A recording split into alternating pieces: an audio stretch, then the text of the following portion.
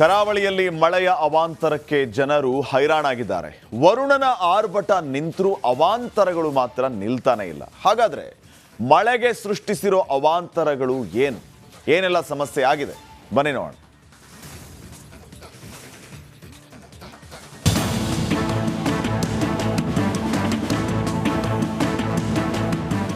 ಬಿಟ್ಟು ಬಿಡದೆ ಸುರಿಯುತ್ತಿರುವ ಮಳೆಯಿಂದಾಗಿ ದಕ್ಷಿಣ ಕನ್ನಡ ಜಿಲ್ಲೆಯ ಹಲವೆಡೆ ಜನಜೀವನ ಅಸ್ತವ್ಯಸ್ತವಾಗಿದೆ.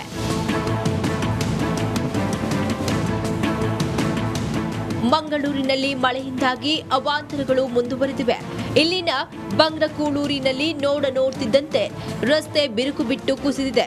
ಎಜೆ ಇಂಜಿನಿಯರಿಂಗ್ ಕಾಲೇಜು ಸಂಪರ್ಕಿಸುವ ಸುಮಾರು 350 ಮೀಟರ್ ಉದ್ದದ ರಸ್ತೆ ಕುಸಿದು ಕೆಲ ಭಾಗ ರಾಜಕಾಲುವೆಗೆ ಬಿದ್ದಿದೆ. ಹೀಗಾಗಿ ಈ ರಸ್ತೆಯಲ್ಲಿ ವಾಹನ ಸಂಚಾರ, ಜನರ ಓಡಾಟವನ್ನ ನಿಷೇಧಿಸಲಾಗಿದೆ.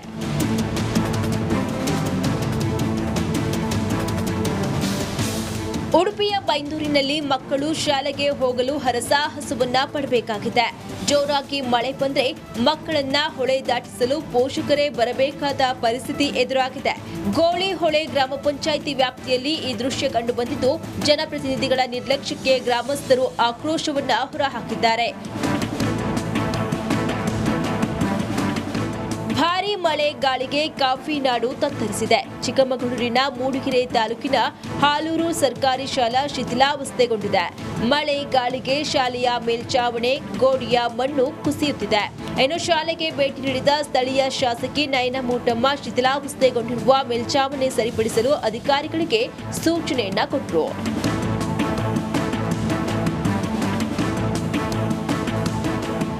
ಒಟ್ನಲ್ಲಿ ಭಾರೀ ಮಳೆಗೆ ಕರಾವಳಿಯಲ್ಲಿ ಜನಜೀವನ ತತ್ತರಿಸಿದ್ದು, ಅವಾಂತರಗಳ ಸರಮಾಲೆಯೇ ಸೃಷ್ಟಿಯಾಗಿದೆ. Bureau report, republic Kannada.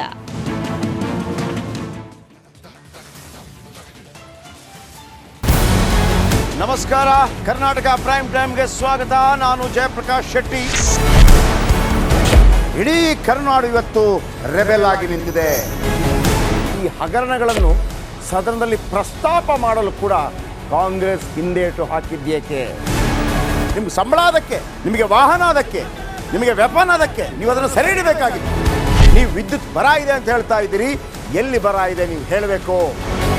Pakistan occupied Kashmir ಅದು ಎಂದೆಂದಿಗೂ ನಮ್ಮದು.